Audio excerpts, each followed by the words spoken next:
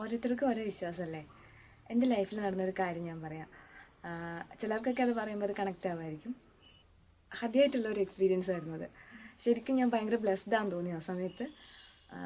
നമ്മുടെ കഴിഞ്ഞ ശിവരാത്രി, അപ്പം ഞാൻ ഇതേവരെ ഞാൻ ശിവരാത്രി വ്രതം എടുത്തിട്ടുമില്ല, അതിനെപ്പറ്റി വലിയ ധാരണയില്ല. തറവാട്ടിലല്ലാത്തതുകൊണ്ടായിരിക്കാം അങ്ങനെ ഭയങ്കര ഭക്തിയോ ചിട്ടയോ അമ്പലത്തിൽ പോക്ക് കാര്യങ്ങളൊന്നുമില്ല. നമ്മൾ പോകും, അമ്പലത്തിലൊക്കെ പോകും, പ്രാർത്ഥിക്കും. പക്ഷെ എന്നാൽ കൂടി ചുമ്മാ വലം വെച്ച് തൊഴുത് പ്രസാദം വാങ്ങി പോരുക പതിവ്. എൻ്റെ നാട് തിരുവാതിരയാണ്. അപ്പം അടുത്താണ് ഞാൻ അറിഞ്ഞത് ഭഗവാന്റെ നാട്, മഹാദേവൻ്റെ നാളാണ് തിരുവാതിര എന്നുള്ളത്. അപ്പം എനിക്ക് ഭയങ്കര സന്തോഷമായിട്ടോ. നമുക്കങ്ങനെയാണ്.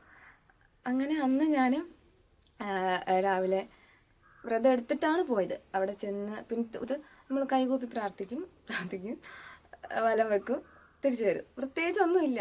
ചിലപ്പോൾ എന്തെങ്കിലും കാര്യങ്ങൾ അത് ചെയ്തു തരണേ, ഇത് ചെയ്തു തരണേ, അങ്ങനെ ആവണേ, ഇങ്ങനെ ആവണേ, അങ്ങനെയൊക്കെ. പക്ഷെ അന്ന് ഞാൻ അങ്ങനെ ഒന്നും പറഞ്ഞില്ല. ചെന്ന് മഹാദേവൻ്റെ പ്രതിഷ്ഠയിൽ നോക്കി കൈകൂപ്പി നിന്നു. കൈകൂപ്പി കണ്ണടച്ച് കുറച്ചേരം നിന്നിട്ട് കണ്ണ് തുറന്ന സമയത്ത് എനിക്കറിയില്ല, കണ്ണിൽ നിന്ന് ഇങ്ങനെ നിറഞ്ഞ് വെള്ളം വരിക. ആദ്യമായിട്ട് അങ്ങനെ എനിക്കൊരു എക്സ്പീരിയൻസ്. പലതവണ ഞാൻ അമ്പലത്തിൽ പോയിട്ടുണ്ട്.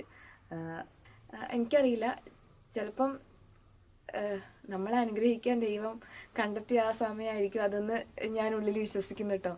അല്ലെങ്കിൽ നമ്മൾക്കറിയാത്ത, നമ്മൾ കാണാത്ത കാര്യങ്ങൾ നമ്മൾ അറിയുന്നോടം വരെ നമുക്കത് കഥയോ തമാശയോ ഒക്കെ ആയിരിക്കുമല്ലോ. പക്ഷെ അനുഭവത്തിൽ വരുമ്പോഴാട്ടോ